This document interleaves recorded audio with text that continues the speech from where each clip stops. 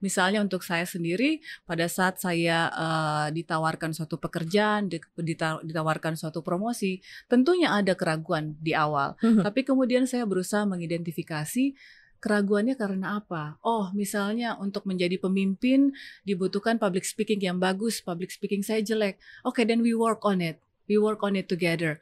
Karena seringkali, atau mungkin saya tambahkan ini deh, dari mentor saya pernah bilang, kalau kamu sudah merasa siap 100%, itu artinya kamu sudah terlambat.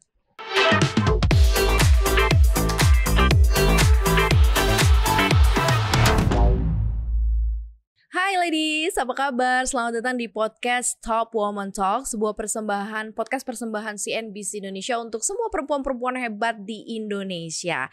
Kali ini bareng Maria Katarina dan hari ini spesial sekali karena kita akan kembali lagi memberikan insight, afirmasi positif, semangat buat perempuan-perempuan di luar sana oleh satu sosok perempuan yang hebat banget, keren banget, karirnya luar biasa. Kita bisa tularkan vibes ini, positifme ini ke diri kita ya.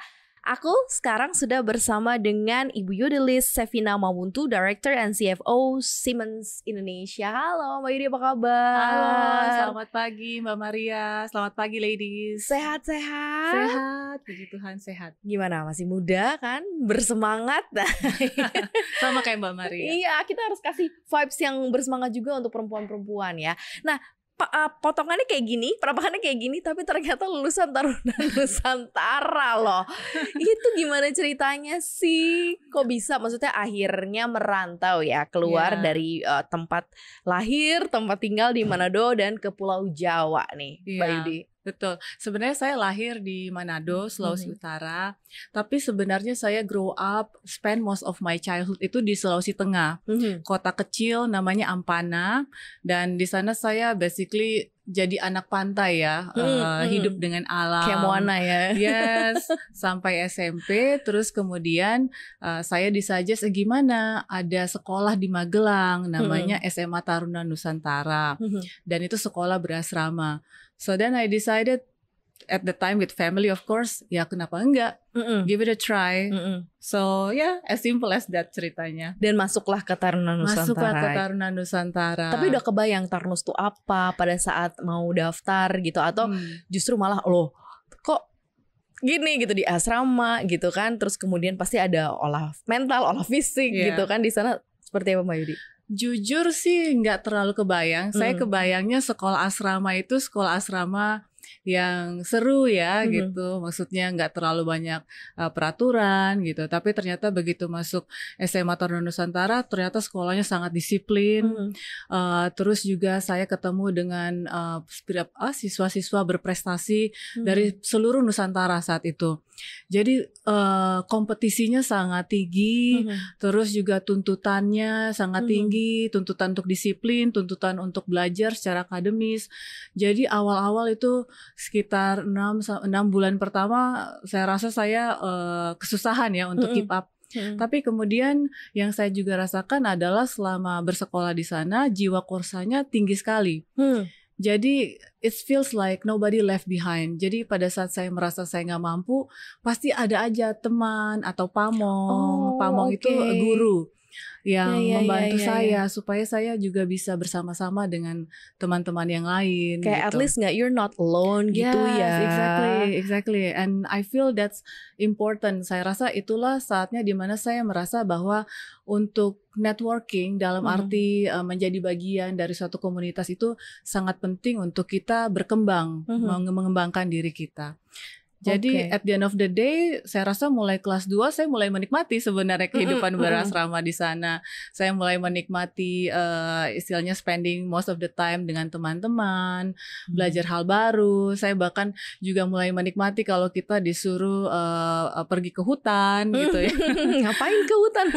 Biasanya camping, terus nanti ada latihan bela negara dan lain-lain. So that was interesting. Berarti kalau udah bertanya soal nasionalisme semua udah ada nih dari dulu udah dibentuk gitu ya, karena sekolahnya juga memang difokuskan untuk bangsa dan negara dan juga melatih itu tadi ya, mental dan juga fisik. Betul. Setelah itu kuliah justru malah ke Bandung, benar ya? Yes. Berarti ini agak-agak beda kan, ini difference banget kan. Mungkin Magelang dengan cultures-nya, dengan di dalam asramanya, dengan mungkin tingkat keluarnya agak sedikit jarang-jarang nih pindah ke Bandung gitu yang udah metropolis sebenarnya. Gimana tuh Mbak Yudi? Tapi sebenarnya waktu saya pindah ke Bandung kan saya bersekolah di Universitas Negeri. Jadi saya juga ngekos waktu itu. Jadi anak kos bersama teman-teman yang lain. Jadi kehidupannya juga more or less bisa dibilang mirip lah. Cuma kita lebih harus mandiri untuk mengatur waktu kita, mengatur kedisiplinan kita sendiri. Tapi more or less bisa dibilang banyak hal yang saya pelajari atau kebiasaan yang saya rasakan di SMA Taruna Nusantara itu sangat membantu saya juga di awal-awal kuliah hidup sendiri. Karena udah terbiasa ya sebelumnya ya. Semuanya sendiri. Tapi kalau di asrama banyak tim yang jadi cheerleaders atau support kalau kita lemas. Kalau misalnya di kosan kan enggak ya. Iya, di kosan harus cari teman sendiri. Harus cari teman sendiri. Tapi pernah ngerasa gini gak sih, perempuan udah dari lintas pulau gitu, dari Pulau Sulawesi kemudian ke Pulau Jawa gitu, ngerasa gak sih bahwa wah, sebegitunya maksudnya orang tua memang ingin menekankan pendidikan yang maksimal gitu sehingga anak perempuannya pun ya dilepas gitu aja. Seperti apa sih sebenarnya peran orang tua dalam pembentukan karakternya Mbak Yudi? Rasanya pengen bilang tega banget ya. Enggak sih. Tapi at certain point of age saya rasa pendidikan untuk anak untuk lebih mandiri itu sangat penting ya. Karena at the end of the day memang kita harus hidup lepas dari keluarga. Dan walaupun saya hidup jauh dari keluarga, tapi juga saya mendapat dukungan yang cukup kuat, yang cukup solid dari keluarga inti maupun juga dari keluarga besar saya. Dan itu sangat membantu. Dan tentunya doa dari seluruh keluarga juga ya yang sangat membantu. Orang tua cukup yang kategorinya cukup yang keras atau yang sangat disiplin atau sangat yang membebaskan sih Mbak Yudi? Mix, saya rasa mix. Jadi bapak saya kan sudah meninggal dari saya SMP. Kalau dari ibu dan keluarga besar, basically untuk ada beberapa nilai dan values yang mereka sangat disiplin. That one you have to keep it. You have to hold it gitu. Tapi ada beberapa hal, misalnya pemilihan karir, itu kita lebih progresif gitu. Oke. Jadi ada ditariknya, ada diulurnya gitu ya. Kalau cara-cara pola pendidikan orang tua gitu ya. Nah sekarang setelah dari Pajajaran, kemudian langsung step up-nya adalah karir di Siemens. Betul. Justru. Jadi ini bisa dibilang udah berapa tahun berarti ya di Siemens? Wah, ya? udah mau 20 tahun. Ini berarti lambang sebuah loyalitas tingkat tinggi gitu ya. Karena kalau sekarang nih generasi sekarang nih Mbak Yudi, kita tahu mereka 6 bulan pindah cabut gitu. Ya 6 bulan cabut, kayak mereka 6 bulan cukup kayak belajarnya ya gitu, kayaknya pindah. Tapi ternyata 2005 ya, sekarang 2025 itu berarti 20 tahun. Yes, exactly. Itu gimana sih ceritanya dan kok bisa langsung kayak long last gitu loh, langgeng? Gimana tuh? Oke, tapi sebenarnya saya juga nggak jauh berbeda dengan generasi zaman sekarang. Karena walaupun saya hampir 20 tahun di Siemens, tapi saya nggak stay di satu role yang sama, di suatu tempat bisnis yang sama dan di suatu negara yang sama, nggak juga. Jadi setelah saya lulus kuliah dari Unpad, sebagai fresh grad saya merasa bahwa saya butuh banyak hal yang perlu saya pelajari untuk lebih berkembang. Dan pada saat itu Siemens menawarkan program-program yang memberi kesempatan pada saya untuk saya bisa berkembang di skala internasional. Plus saya bisa jalan-jalan luar negeri gratis. Jadi ya why not? Then I took it. Dan selama let's say the first 4 to 5 years, saya sebenarnya selalu berpindah tempat.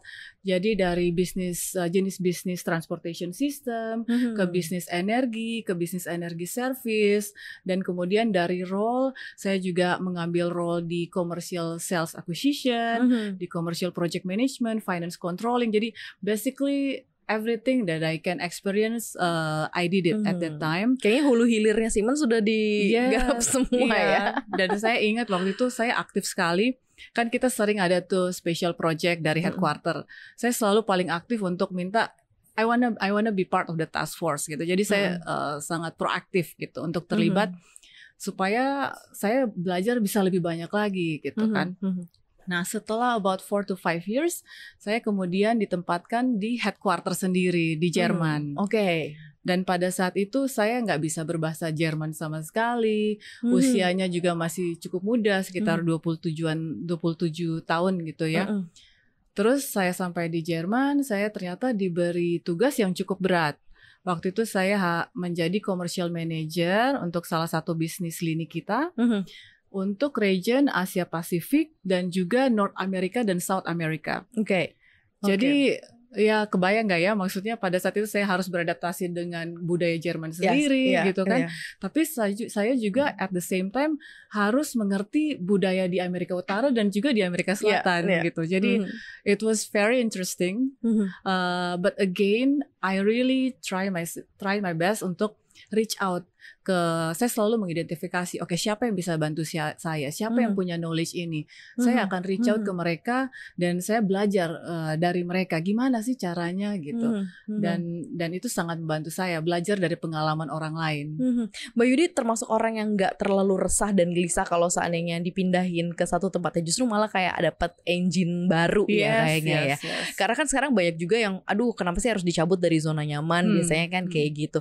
Nah, apa sih yang kemudian Mbak Yudi lihat dari perjalanan karirnya Mbak Yudi sendiri nih? Kalau dilihat sekarang, apakah on track deh kayaknya hidup aku gitu? Kalau untuk melabeli hidup atau perjalanan karir cukup on track kah gitu? Atau sebenarnya justru masih banyak hal yang bikin penasaran gitu? On track sebenarnya saya sendiri tidak pernah merencanakan hidup saya, let's say I wanna be something in the next 10 years gitu. Jadi saya beneran hanya menjalani aja apa target the first 1 year, the first 2 year gitu. Dan menurut saya so far saya cukup puas ya dengan apa yang saya achieve gitu. Karena perjalanannya juga cukup panjang. Saya juga sudah dari perjalanan ini saya bisa mengenal dan belajar dengan lebih banyak orang. Jadi cukup puas. Nah, kalau di Siemens sendiri nih Mbak Yudi, apakah cukup terbuka gitu? Artinya keaktifan atau mungkin perempuan untuk berkarir luas, ataukah justru perempuan itu di Siemens harus kayak show off gitu? Aku mau ikutan atau aku pengen join project itu biar orang jadi notice, ih kamu siapa gitu. Oh kamu punya semangat ya gitu, atau seperti apa sebenarnya? Terbuka banget karena sebenarnya perusahaan seperti Siemens, dan saya juga melihat banyak perusahaan-perusahaan besar di Indonesia ya sudah mulai memahami, mengerti, dan juga percaya bahwa keberagaman itu sangat penting untuk inovasi yang lebih banyak lagi gitu. Karena semakin banyak kita mendengarkan suara yang berbeda, perspektif yang berbeda, sebenarnya kita lebih bisa mengenhance inovasi atau teknologi kita sendiri. Jadi untuk dari Siemens sendiri, kami sangat membuka peluang sebesar-besarnya untuk perempuan berkarir di perusahaan kami. Dan misalnya dari sisi kebijakan perusahaan, kita bikin rekrutmen yang lebih inklusif. Atau misalnya di Siemens Indonesia sendiri saya bikin namanya Women Network. Wow. Jadi Women Network ini kita juga bikin kayak gini nih, kayak Top Women Talk tapi versi perusahaan lokal sendiri.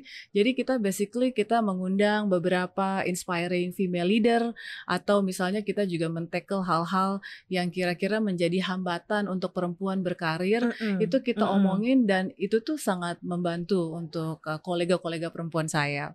Karena kalau misalnya zaman sekarang perempuan gak support rumah tangga tuh agak kurang ya sekarang ya. Jadi memang dibutuhkan support, makanya perempuan juga harus disupport gitu ya. Harus disupport. Nah ini fun fact-nya adalah ternyata Bu Yudi ini ditunjuk saat ditunjuk sebagai CFO perempuan pertama di Siemens Indonesia. Nah itu jadi perempuan pertama, jadi CFO perempuan pertama di Siemens Indonesia.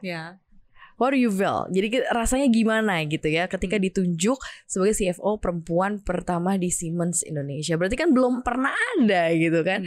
Ruang untuk berkembangnya luar biasa, tapi ternyata Bu Yudi lah yang ditunjuk menjadi CFO pertama di Siemens Indonesia. Betul, Mbak Mar. Jadi sebenarnya saya sebelumnya sudah menjadi Finance Director di Siemens Energy di Malaysia. So the role is not something new for me. Tapi pada saat saya diinformasikan bahwa saya akan menjadi CFO perempuan pertama dan CFO orang Indonesia pertama di Siemens Indonesia, tentunya itu menjadi momen yang sangat emosional. Karena saya merasa yang pertama ini merupakan juga pengakuan terhadap kapasitas perempuan Indonesia sendiri di perusahaan asing di Indonesia. Dan yang kedua, ini juga tanggung jawab yang besar sebenarnya untuk saya. Karena saya akan menjadi yang pertama Semua mata akan melihat apakah Percontohan ya. exactly percontohan apakah, dan menjadi benchmark juga Betul. kan, apakah memang seorang perempuan bisa memimpin di industri yang didominasi laki-laki Laki-laki ini. ya. Seandainya saya berhasil, saya akan menjadi inspirasi untuk lebih banyak perempuan-perempuan lain. Tapi bisa juga counterproductive pada saat saya tidak berhasil. Itu juga akan membangun sentimen negatif terhadap kapasitas perempuan sendiri. So it's a big responsibility. Agak berat tapi oke. Harus percaya diri. Harus percaya diri gitu ya. Apa rasanya kembali lagi ke Indonesia setelah kemudian melanglang buana kemana-mana gitu kan? Pasti akan berbeda sekali mungkin dari cultures, dari pendekatan. Betul. Gitu ya. Akan sangat berbeda sekali. Nah, apa rasanya kemudian kembali ke Indonesia dan oke, akhirnya aku bisa berada di tengah-tengah bangsa dan negaraku gitu. Seperti apa? Saya jadi ingat dulu waktu saya di Jerman, pertama kali penempatan di Jerman, salah satu mentor saya bilang, pada saat kamu tinggal di negara kamu sendiri, kamu punya kacamata A. Dan pada saat kamu pindah ke negara lain, kamu punya kacamata B. Tapi pada saat kamu balik lagi ke negara kamu tidak pakai kacamata A lagi, kamu akan pakai kacamata yang completely different. So that's exactly what I feel. Tapi dari sisi positifnya, saya bisa membawa pengetahuan apa yang baik yang diterapkan di negara lain, yang bisa saya terapkan di tim saya di Indonesia. Dan juga di sisi lain saya juga memahami dari sisi culture di Indonesia yang sedikit banyak akan mempengaruhi perspektif dan mindset tim saya di sini. Jadi saya lebih bisa menerapkan approach kepemimpinan yang lebih tepat untuk Indonesia. Tantangan terbesarnya apa sih kerja lintas benua, lintas negara gitu? Apa sih yang menjadi sesuatu hal yang harus tetap dimiliki? Kan perempuan ya, perempuan terus kemudian harus adaptasi, banyak hal yang harus dilihat. Kadang kita ngomong sama bangsa kita sendiri aja, kadang kita harus pakai bahasa yang apa ya, harus yang hati-hati gitu, jangan sampai menyakiti hati. Apalagi berbicara sama orang lintas negara, lintas benua yang mungkin bahasanya kita harus masuk dari mana ya. Nah ini apa sih tantangan terbesarnya kerja lintas benua, lintas negara? Sebenarnya dari sisi keperempuanannya sendiri, kita punya advantage sebenarnya karena perempuan itu lebih sensitif. I think in general kita lebih mudah membaca ruangan. We can easily read the room dan kita juga lebih empati sehingga kita lebih cepat memahami perbedaan culture dari negara-negara yang berbeda. Nah, balik lagi ke pertanyaan apa tantangan terbesar untuk memimpin tim yang berada di berbagai macam negara. Buat saya walaupun terdengar klise tapi pemahaman cultural dari setiap negara tersebut sangat fundamental. Karena budaya itulah yang akan mempengaruhi cara tim kita berpikir, perspektif mereka, dan juga untuk kita mengerti pada saat mereka memberi respon pada kita. Sehingga pada saat itu saya harus menerapkan kepemimpinan yang inklusif.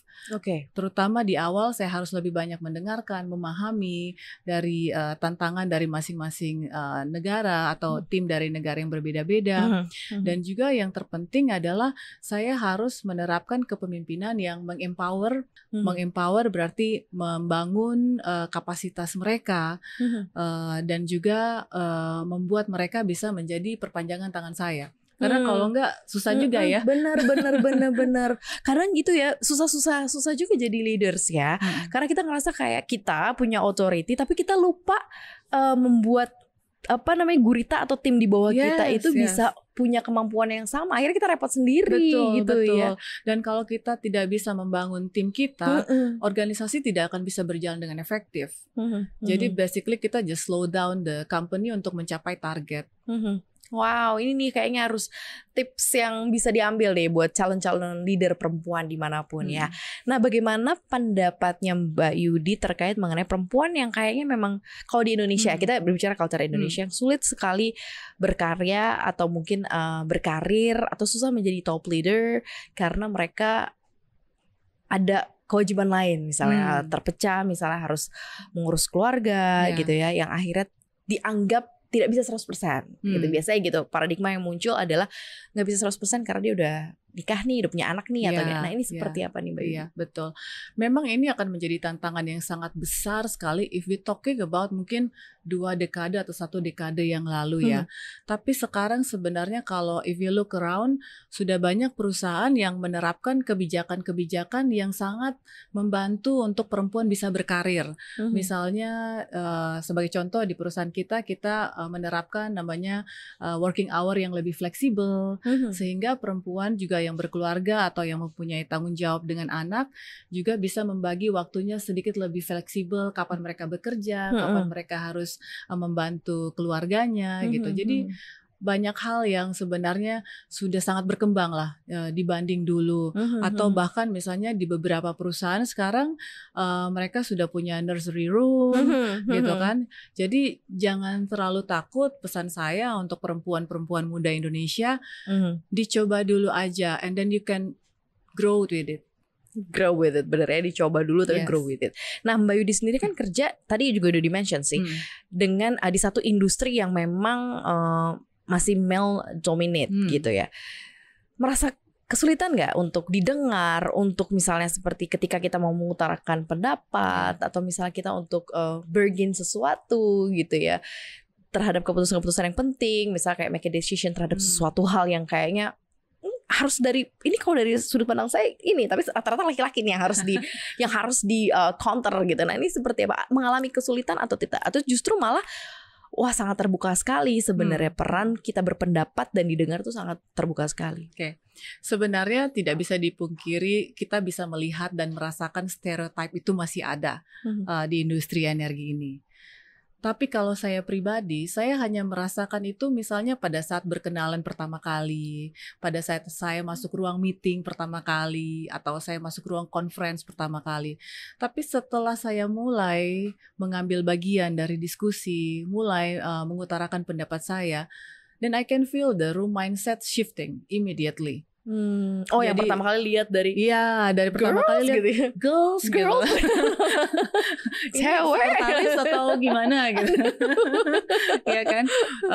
Jadi mungkin di awal ada lah kita merasakan sentimen itu. Tapi setelah kita mulai berdiskusi, saya mulai mengutarakan pendapat gitu, saya bisa merasakan kok sebenarnya rekan-rekan kerja maupun rekan-rekan bisnis di industri ini juga sangat membuka diri, sangat menerima keberadaan saya dan juga mengakui pendapat saya maupun diri saya menjadi bagian penting dari diskusi tersebut. Jadi kesulitannya itu hanya di awal. If we are still confident, we just need to break the transition phase itu. Pasti selanjutnya akan lebih mudah saat kita juga bisa menunjukkan kinerja kita, menunjukkan bahwa pendapat kita juga valid. Iya ya, masa cuma gara-gara aku cantik kamu begitu ya? Tunggu dulu, aku ngomong dulu nih ya, baru nanti ternyata terbukti itu bisa merubah persepsi orang lain gitu. Dan ternyata memang 20 tahun loh gitu loh. Setelah after 20 years, what else? Kayak apa lagi nih yang mungkin menjadi cita-citanya seorang Mbak Yudi? Apalagi sekarang sudah di Indonesia gitu ya, pasti akan berbeda rasanya untuk bisa merangkul tanah air dan bangsa gitu ya. Pasti akan sangat berbeda dengan di luar gitu. Nah ini apa lagi? Kayaknya Mbak Maria juga lulusan Tarnus, nasionalis sekali. Terlalu nasionalisme ya. Diam-diam ada Tarnus-Tarnusnya ya. Ya sebenarnya selain goal secara profesional, karena saya juga orang Indonesia, CFO perempuan pertama di Indonesia, tentunya ada sisi personal saya yang juga ingin ikut membangun, mudah-mudahan memberdayakan dan juga menginspirasi lebih banyak perempuan Indonesia untuk menjadi pemimpin di industri ini dan juga di Siemens, bukan hanya di Indonesia tapi juga seperti saya, mudah-mudahan bisa memimpin untuk di region maupun di headquarter. Siapapun bisa ya. Kayak menembus batas ya, sky is the limit ya. Tidak bisa dibatasi, mau perempuan mau laki-laki juga bisa. Nah sekarang pesan untuk perempuan-perempuan di Indonesia yang nonton kita nih hari ini, yang mungkin posisinya nggak tahu macam-macam, mungkin mereka lagi galau atau lagi apa gitu ya, dengerin Mbak Yudi terus akhirnya kita terinspirasi, oh saya bisa nih seperti ini gitu ya, asal kita berani untuk memulai dan menerima setiap tantangan. Karena yang aku lihat dari tadi tuh Mbak Yudi kayak tipikal orang yang oke aja dulu kayaknya. Oh kesini oke gitu ya, nggak ada fear dan semua dijalani dan lancar sampai kembali ke Indonesia dan jadi CFO. Itu kayak is a good story timelinenya tuh bagus banget gitu. Jadi pesan buat perempuan di Indonesia. Ya, untuk perempuan-perempuan di Indonesia pada saat merasa galau atau punya keraguan, sebenarnya nothing's wrong with keraguan. Tergantung bagaimana kita mengolah keraguan tersebut. Misalnya untuk saya sendiri, pada saat saya ditawarkan suatu pekerjaan, ditawarkan suatu promosi, tentunya ada keraguan di awal. Tapi kemudian saya berusaha mengidentifikasi keraguannya karena apa? Oh, misalnya untuk menjadi pemimpin dibutuhkan public speaking yang bagus, public speaking saya jelek. Oke, then we work on it. We work on it together. Karena seringkali, atau mungkin saya tambahkan ini deh, dari mentor saya pernah bilang, kalau kamu sudah merasa siap 100%, itu artinya kamu sudah terlambat. That's point. Yes. Betul. Dan seringkali sebenarnya kesempatan itu datang tidak menunggu kamu untuk siap 100% gitu. Iya. Kesempatan itu sering kali datang pada saat kamu merasa kamu belum siap. Bukan berarti kamu belum siap, ya kan? Jadi pesan saya, if you have the opportunity, grab it and you can grow with it. Jadi ambil kesempatan itu dan tumbuhlah bersama kesempatan itu. Keren banget. Terima kasih, luar biasa. Ini tuh kayak semacam suntikan ya. Karena emang benar ternyata kita baru diingetin tadi. Ketika udah 100% udah terlambat. Udah terlambat. Someone else take it already. Benar gitu. Tapi ketika kesempatan itu datang, seperti apapun, kamu udah identifikasi sejauh mana kamu bisa menerima, langsung ambil. Karena gak mungkin datang 2 kali ya. Dan gak mungkin ntar dulu siap-siap dulu gitu. Udah selesai dong, udah terlambat. Acaranya udah selesai ya. Terima kasih banyak Mbak Yudi Lizevina Mauntu, Director and CFO Siemens Indonesia. Sudah ngobrol di Top Woman Talk. Kita nanti bisa ngobrol-ngobrol lebih seru lagi next gitu ya. Dan terima kasih banget sudah memberikan banyak semangat, suntikan positif, afirmasi yang juga luar biasa untuk perempuan-perempuan di Indonesia. Mudah-mudahan setelah diskusi ini banyak perempuan-perempuan yang berani untuk memulai mengambil langkah. Ya. Terima kasih banyak Mbak Yudi. Terima kasih Mbak Maria. Terima kasih ya. Dan demikianlah diskusi kami. Saksikan terus Top Woman Talk dengan tokoh-tokoh menarik lainnya, tokoh-tokoh inspiratif lainnya, dan pastinya cerita-cerita inspiratif lainnya. Maria Katarina pamit. Saksikan kita terus di Spotify, kemudian juga di YouTube channel kita di Cuap-Cuap Cuan, dan ada di Instagram kita di @cuap_cuan. Like, share, dan juga bisa bagikan ke teman-teman kamu semua. Terima kasih. Maria dan juga Mbak Yudi pamit. Bye-bye. Bye-bye.